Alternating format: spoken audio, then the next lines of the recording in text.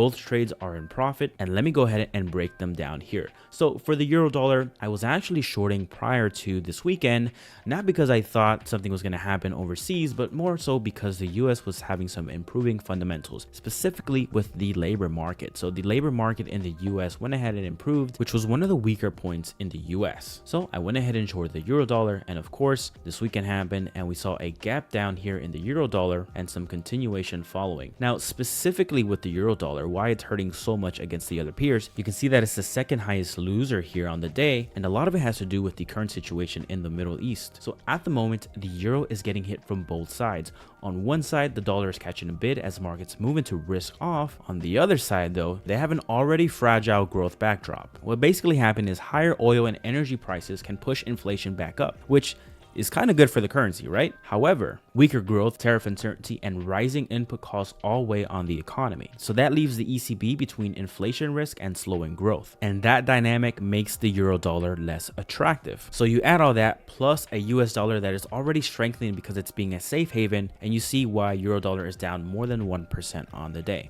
So with this position here, I'm going to just trail my stops and let the market take me out once this thing reverses.